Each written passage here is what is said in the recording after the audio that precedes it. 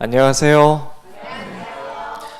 벌써 사경의 5째 날입니다. 5째 날인데 사실은요, 첫날부터 이 자리에 쓴다는 게 참 부담이 됐어요.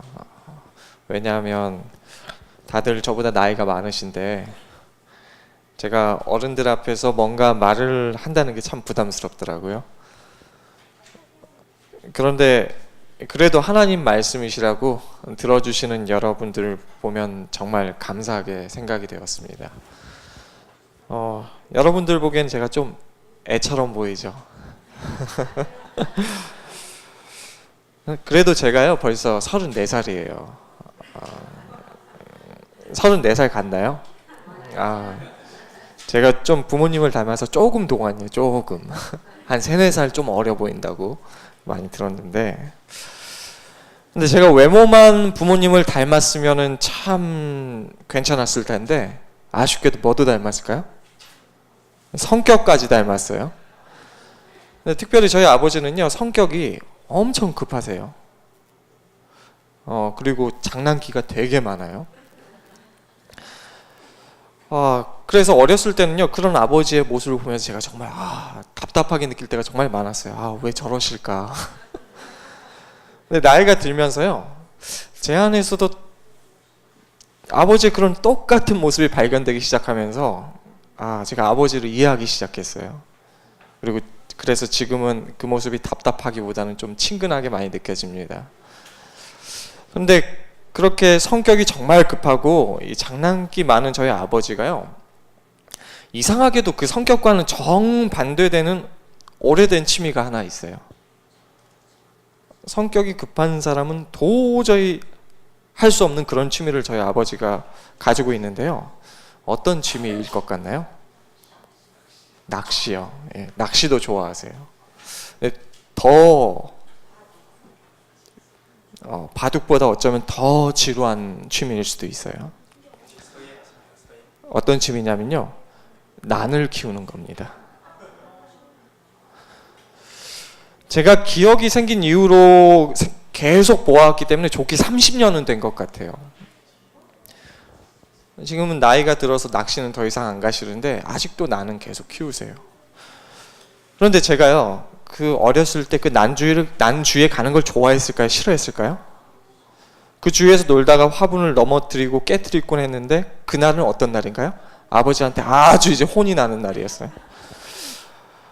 그럴 때면 아버지가 나보다 나를 더 사랑하는구나, 어린 마음에 그렇게 생각을 했어요. 지금은 그렇게 생각을 하지 않지만요, 그만큼 아버지가 난에 쏟았던 애정은 남달랐던 것 같습니다.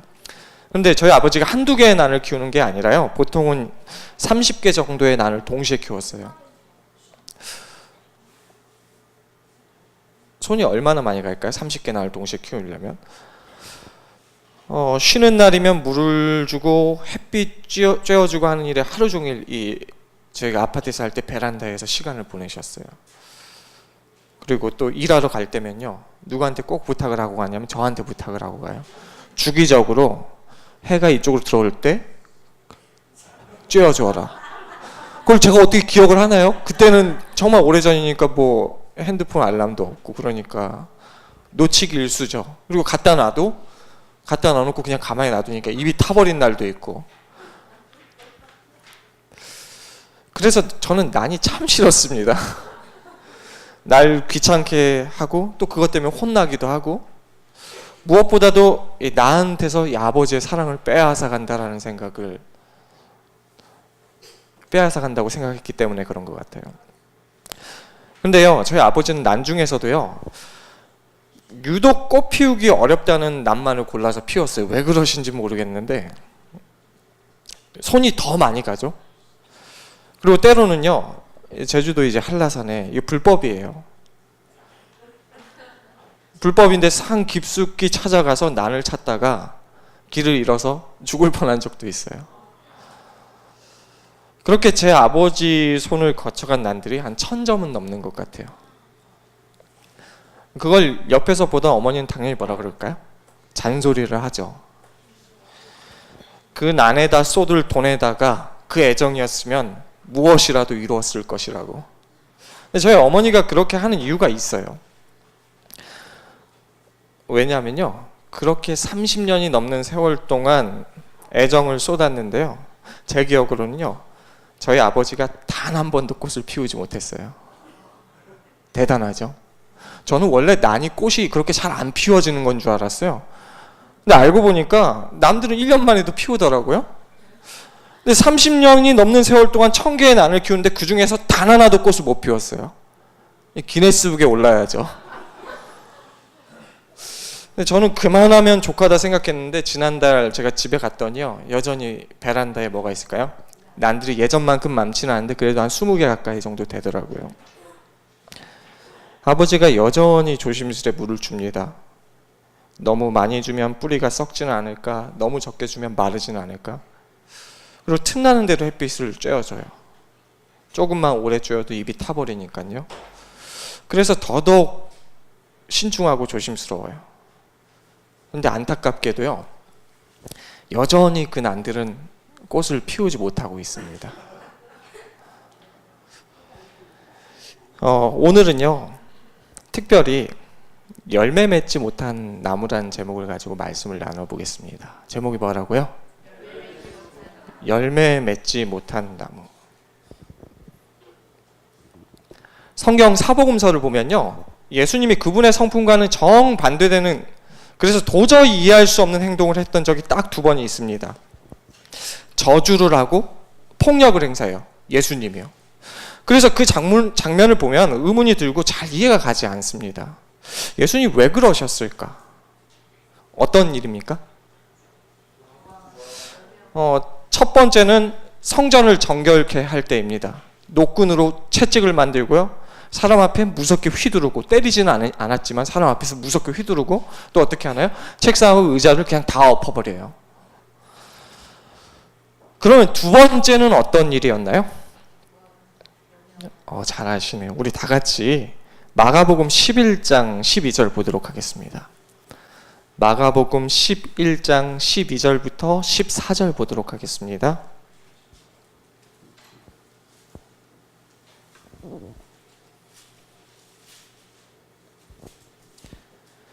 (11장) 12절부터 14절,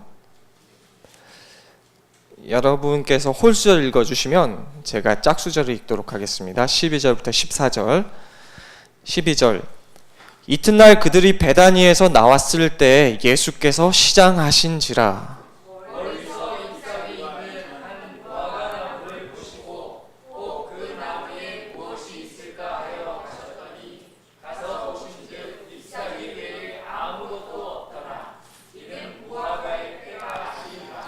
예수께서 나무에게 말씀하여 이르시되 이제부터 영원토록 사람이 내게서 열매를 따먹지 못하리라 하시니 제자들이 이를 듣더라.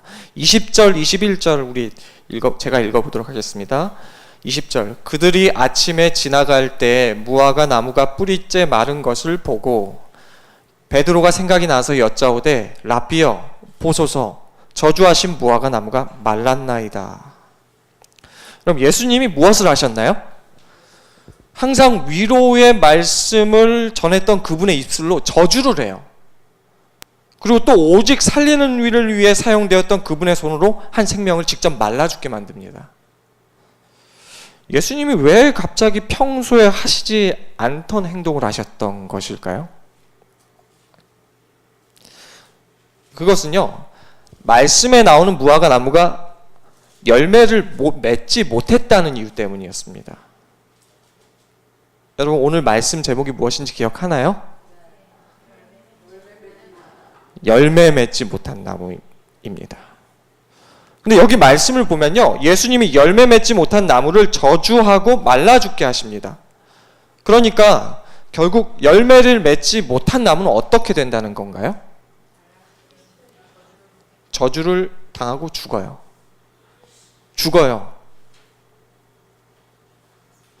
근데 우리가 다 아는 것처럼 이 무화과 나무는요, 그 당시 이스라엘 민족을 가리키는 것이었습니다. 그리고 좀 더 확장시킨다면 오늘날에는 그리스도인을 가리키는 것일 것입니다. 다시 말하면요, 우리 삶에 그리스도인 열매가 맺히지 않는다면 우리가 어떻게 된다는 건가요? 말라 죽는다는 거예요. 말라 죽어요, 여러분. 열매가 없으면. 그럼 우리가 이 열매에 대해서 알아야 되잖아요. 왜냐하면 이 열매가 없으면은 우리가 말라 죽잖아요. 도대체 이 열매가 뭘까요? 우리 다 같이 갈라디아서 5장 22절 보도록 하겠습니다. 갈라디아서 5장 22절 말씀 보도록 하겠습니다. 22절부터 23절 우리 다 같이 한번 읽어보도록 하겠습니다. 갈라디아서 5장 22절입니다. 22절부터 23절 시작. 오직 성령의 열매는 사랑과 희락과 화평과 오래 참음과 자비와 양성과 충성과 온유와 절제니 이 같은 것을 금지할 법이 없느니라. 여기 보니까 말씀은 열매를 무엇이라고 말씀하고 있나요? 사랑과 화평과 오래 참음과 자비와 온유와 절제. 근데 여러분, 솔직히요, 여러분 삶 가운데서 이런 열매가 발견되고 있나요? 자신 있게 아니요라고 대답하시네요. 그러면 여러 개 말고요, 여러 개 말고 이 중 단 하나라도 내 삶에 온전히 발견되고 있나요? 그런데요, 만약 이런 열매들이 여러분 삶 가운데서 전혀 발견되지 않는다면요, 제가 괜히 겁주는 게 아니고요, 정말 긴장해야 됩니다. 왜냐하면 예수님은 그런 열매 맺지 못한 나무를 저주하고 말라 죽게 만들었기 때문입니다. 그런데 여러분, 이런 열매를 내 삶 속에서 맺는 일이 쉬운가요? 어려운가요? 때로는요, 불가능한 것처럼 보여요. 불가능한 거. 사랑하는 것이 쉽나요? 저도 사랑을 잘 못해요. 좋아하는 건 잘하는데 사랑은 잘 못해요. 오래 참는 게 쉽나요? 초등학교에서 아이들을 가르치는데 화가 여기까지 올라올 때가 너무나도 많아요. 표현을 안 할 뿐이지.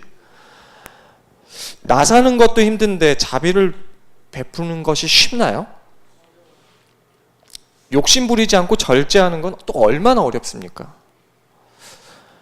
이런 열매가 우리 삶 가운데 맺히지 않는다고 해서 저주하고 죽게 만드는 것은 너무 가혹한 거 아닌가요?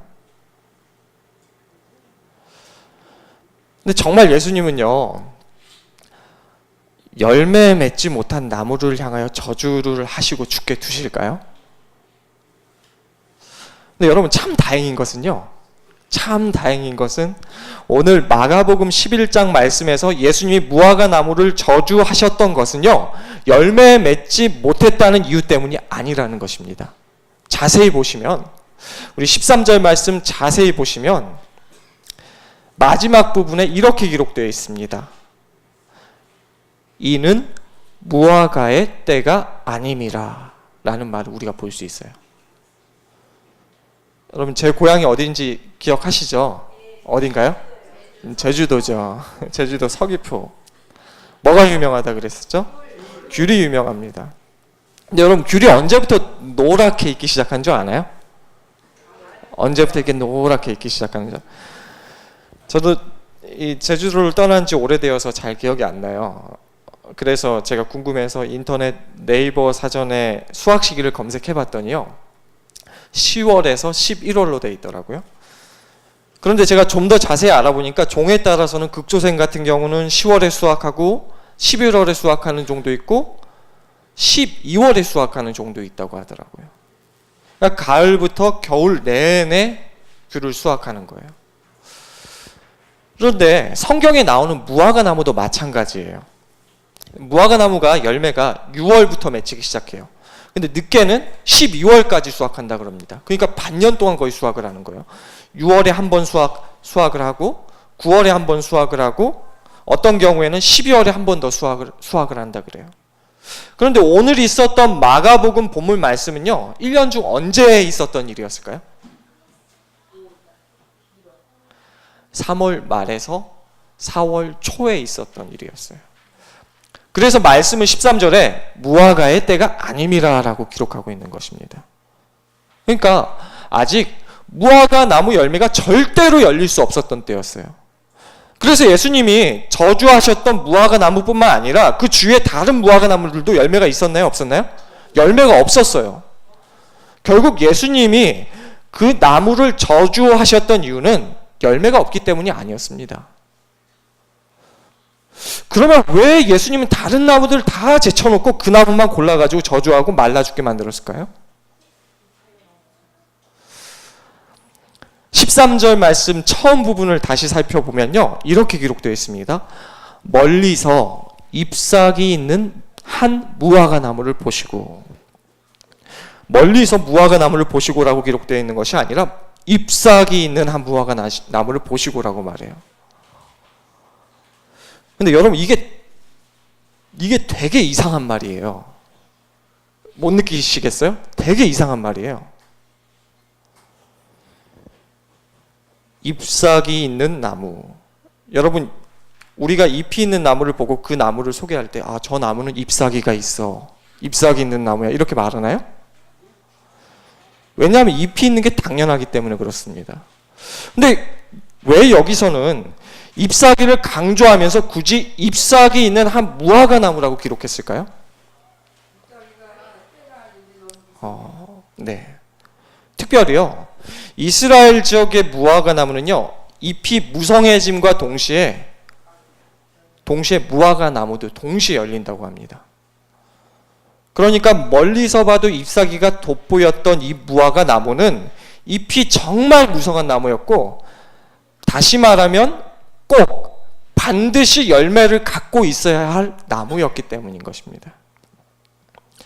그래서 성경 주석에는요, 이렇게 기록되어 있어요. 되게 지루하지만요, 한번 들어보세요.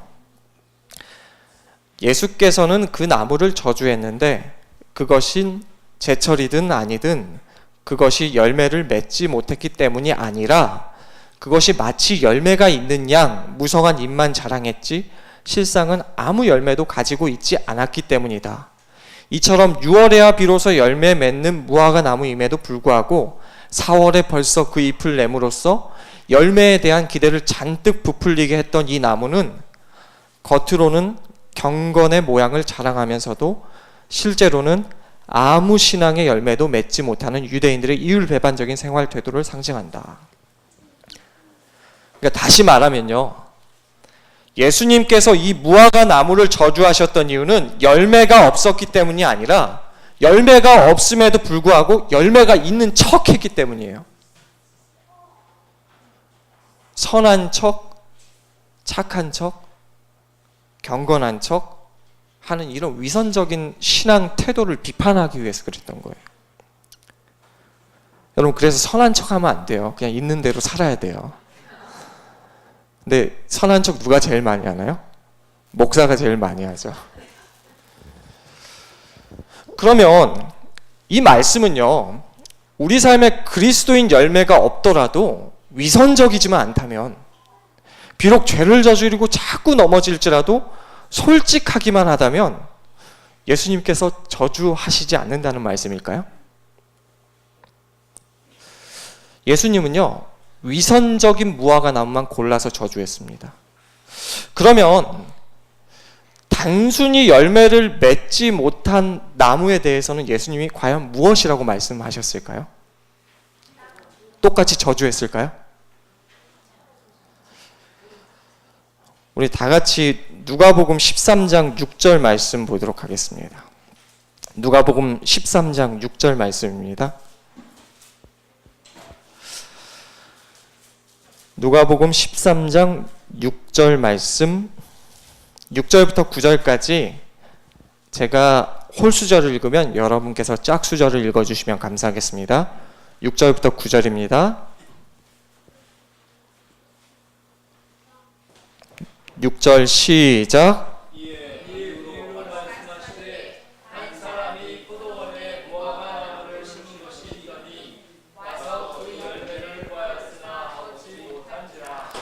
포도원 지기에게 이르되 내가 3년을 와서 이 무화과 나무에서 열매를 구하되 얻지 못하니 찍어버리라. 어찌 땅만 버리게 하겠느냐. 대답하여 가로되 주인이여 금년에도 그대로 두소서.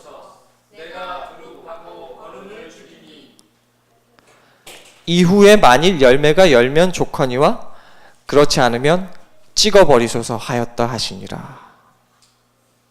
여러분, 말씀을 보니까 단순히 열매 맺지 못한 나무의 운명을 무엇이라고 기록하고 있습니까? 저는 솔직히 이 말씀이 없기를 바랬어요. 왜냐하면 그리스도인이라고 공언하는 많은 사람들의 모습 속에서 열매가 발견되지 않기 때문이에요. 저는 최대한 많은 사람이 구원받았으면 좋겠어요. 맘 같아서는 그냥 다 구원받았으면 좋겠어요. 아주 악질적인 죄인이라도 다 구원받았으면 좋겠어요. 왜냐하면 사람들이 약하잖아요. 자꾸 넘어지고 실수하고 그래서 열매가 없어요. 그런데 오늘 말씀은요, 위선적인 나무뿐만 아니라 단순히 열매 맺지 못한 나무도 역시 찍어버림을 당한다고 기록되어 있어요. 여러분은 여러분의 삶에 열매가 있다고 생각하시나요? 열매 맺지 못한 나무는 결국 찍어버림을 당한다고 성경에 분명히 기록되어 있어요. 그리고 이 이후에는 더 이상 무화과 나무에 대한 기록이 없어요. 그러면 찍어버린다는 의미는 무슨 말일까요? 찍어버린다. 안타깝게도 성경 주석에 이렇게 기록되어 있더라고요. 여기서 찍어버림은 그 시대에 주어지는 하나의 징벌의 수준이 아니라 영원한 파멸을 뜻한다고 보아야 하며 하나님의 인내가 끝날 때 가해지는 심판의 최후성을 말해주는 것이다. 안타깝게도요, 결국 위선적인 나무나 단순히 열매 맺지 못한 나무의 운명이 다르지 않다는 것입니다. 그러면 정말로 열매 맺지 못한 나무를 향한 예수님의 마음은 성경에 기록된 대로 저주하는 것이고 말라 죽도록 허락하시는 것이며 찍어버림을 당하도록 내버려 두는 것일까요?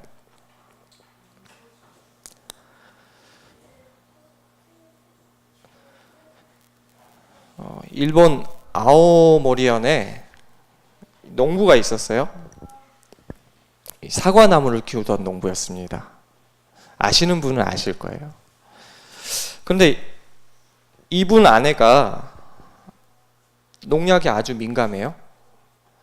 그래서 농사를 지을 때면 항상 아내가 잔병치레에 시달려야 해서 이 아내가 아픈 것이 항상 마음에 걸렸던 이 농부가, 기무라 씨라는 농부가 무농약 사과 재배를 결심하게 됩니다. 근데 문제가 있어요.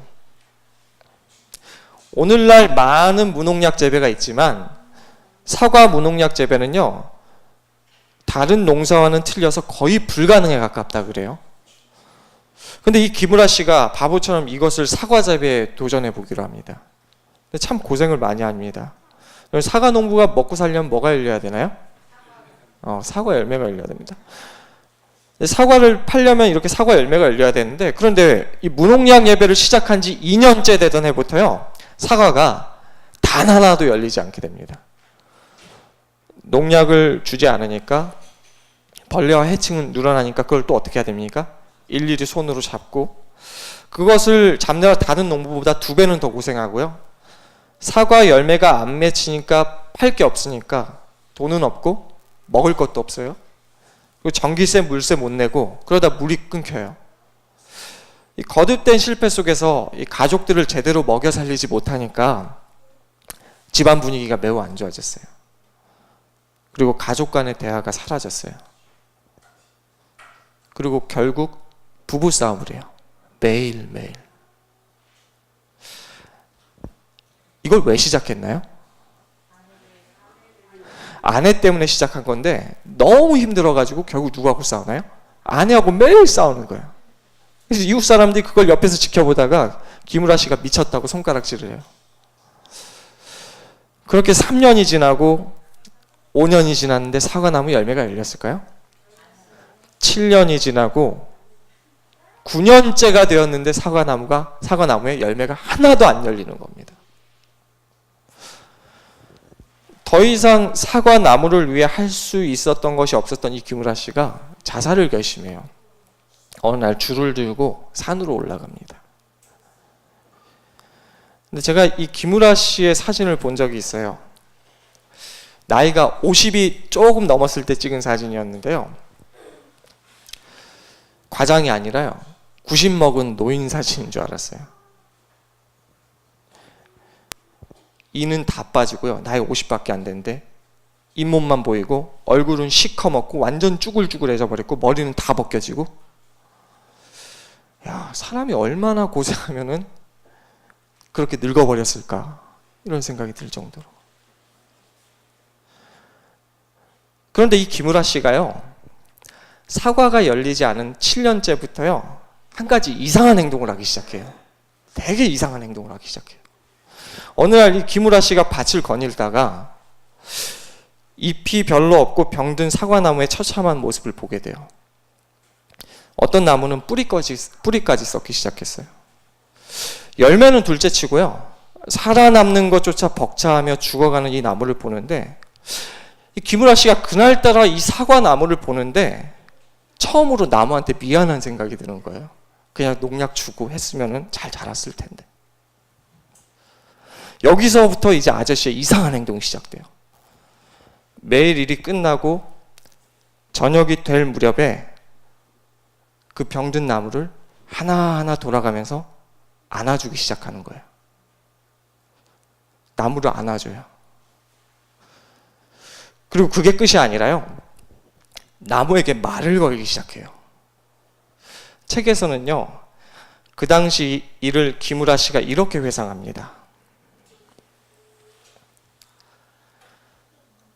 그때는 사과나무에게 부탁을 하며 다녔어. 사과나무가 점점 약해졌으니까 아마 뿌리까지 못 쓰게 되었을 거야. 살짝 밀기만 해도 나무가 흔들흔들했거든. 그런 상태라면 이내 말라서 죽어버릴 것 같았어. 그래서 사과나무 한 그루 한 그루를 돌며 고개를 숙이고 사과했어. 한 나무 한 나무 돌아가면서 진심으로 말했어. 힘들게 해서 미안합니다. 꽃을 안 피워도 좋으니까요. 열매를 안 맺어도 좋으니까요. 제발 죽지만 말아주세요. 죽지만 말아주세요. 오늘 말씀 누가복음 11장을 주석하는 실물교훈 210페이지에서는 이렇게 기록하고 있습니다. 잘 들어보시길 바랍니다. 그대는 아마 희미하게나마 그대가 땅만 못쓰게 하는 자임을 알고 있을 것이다. 그러나 하나님께서는 몹시 자비로우시기 때문에 아직 그대를 찍어버리지 않고 계신다. 하나님은 그대를 냉정한 눈으로 보지 않으신다. 하나님은 무관심하게 그대에게서 돌아서시지 아니하시며 그대가 죽도록 내버려 두지도 아니하신다. 그분은 그대를 바라보시며 수백 년 전 이스라엘 백성을 향해 외치시던 말씀, 곧 에브라임이여 내가 어찌 너를 놓겠느냐, 이스라엘이여 내가 어찌 너를 버리겠느냐, 내가 나의 맹렬한 진노를 바라지 아니하며 내가 다시는 에브라임을 멸하지 아니하리니 이는 내가 사람이 아니요 하나님이라는 말씀을 외치신다.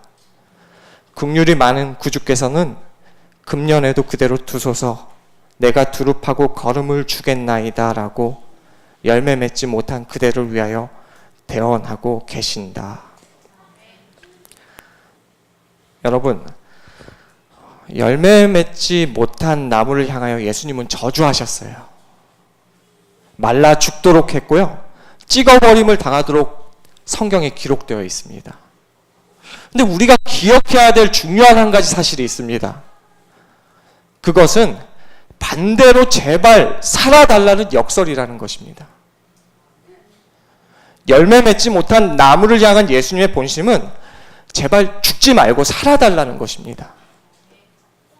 여러분, 그래서 우리는요, 우리 삶에 여전히 열매가 발견되지 않는다고 할지라도 포기하지 말아야 됩니다.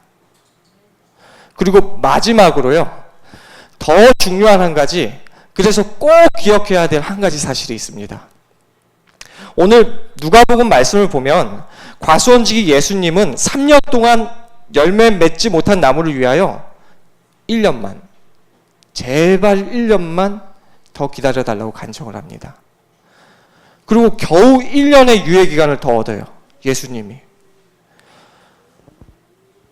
이어진 실물교훈의 기록에는요, 이 연장된 1년의 기간에 예수님이 무엇을 하셨는지에 대해 기록하고 있습니다.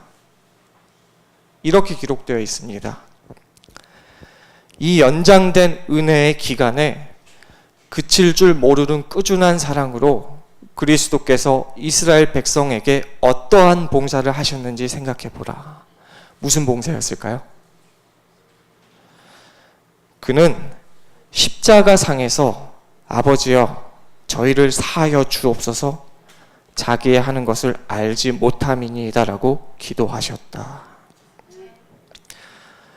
과수원지기 예수님은 겨우 얻은 1년의 유예 기간 동안에 나무가 열매를 맺기 위하여 정말 최선을 다합니다. 다시 땅을 두릅하고요, 거름을 다시 주고 손수 벌레를 다시 잡고 밤낮으로 쉬지 않고 물을 줍니다. 더 이상 할 수 있는 것이 없을 정도로 다시 한번 최선을 다합니다. 그런데도 자신이 있나요, 없나요? 자신이 없어요. 이미 3년 동안 똑같이 해봤는데 안 되었거든요. 올해라고 다를까요? 아무리 생각해봐도 이 나무가 열매를 맺게 할 방도가 없는 겁니다. 심히 걱정이 돼요. 왜냐하면 올해도 열매를 맺지 못하면 정말로 찍어버림을 당하기 때문입니다. 그 소중한 나무가 찍어버림을 당하는 것을 도저히 볼 수 없었던 과수원지기 예수님이요, 결국 극단적인 한 가지 선택을 합니다. 그것은 바로 그 자신이 그 열매 맺지 못한 나무를 위하여 거름이 되는 것이었습니다. 여러분, 열매 맺지 못한 나무를 위한 과수원지기 예수님의 마지막 선택은 자신의 목숨을 바쳐 거름이 되는 것이었습니다. 여러분, 혹 여전히 내 삶에 열매가 발견되지 않는다라고 생각이 되시면 한 가지 사실을 꼭 기억하셨으면 좋겠습니다. 그런 열매 맺지 못한 나무를 위한 예수님의 마지막 선택은 저주하는 것이 아니라 오히려 자신의 목숨을 그 나무를 위하여 버리는 것이었습니다. 우리가 이 사실을 기억하게 되길 바라면서 오늘 말씀 마치도록 하겠습니다.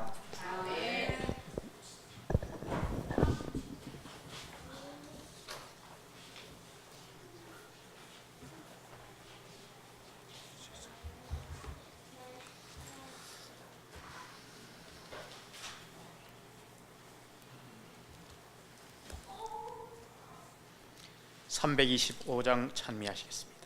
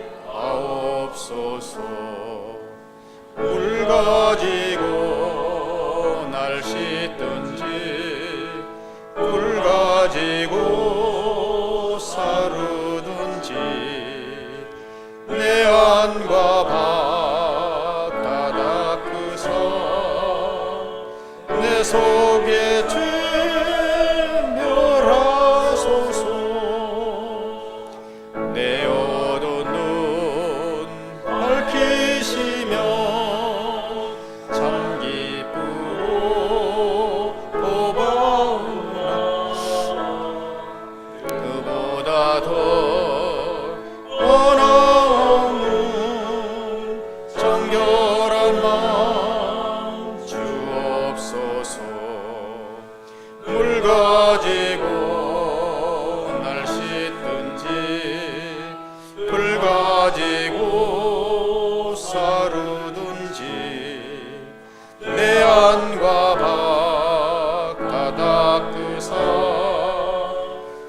속에 진멸하소서.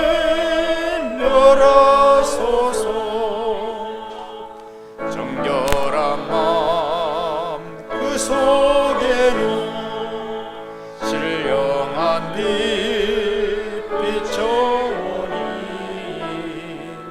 이러한 마음 나 얻으면 눈까지도 밝으리라. 물 가지고 날 씻든지 불 가지고 사르든지 내 안과 밖 다 닦으사 내 속에 진멸하소서.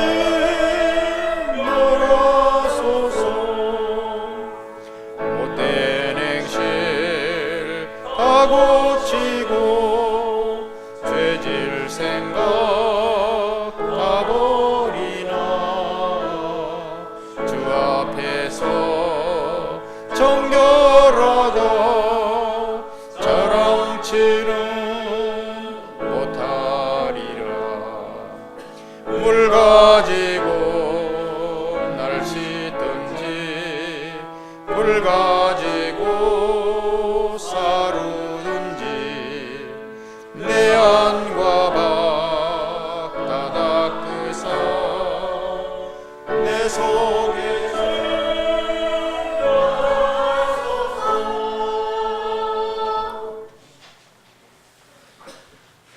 하나님 아버지, 오늘 이렇게 안식일에 나와서 하나님의 말씀을 들을 수 있도록 도와주셔서 감사합니다. 열매 맺지 못한 무화과 나무를 예수님께서는 포기하시지 않으시고 자신의 목숨을 바쳐 그 나무를 위하여 거름이 되셨습니다. 하나님, 우리가 살다 보면 자꾸 넘어지고 자꾸 실수해서 우리 삶 속에서 열매가 발견되지 않을 때가 너무나도 많습니다. 우리가 그렇게 절망이 들 때마다 십자가를 바라볼 수 있도록 도와주시옵소서. 열매 맺지 못한 우리를 위해서 하나님이 십자가에 달려 돌아가셨습니다. 그 하나님을, 그 예수님을 바라보면서 우리가 다시 한번 위로 얻고 용기 얻으면서 살아갈 수 있도록 도와주시옵소서. 예수님의 이름으로 기도드립니다.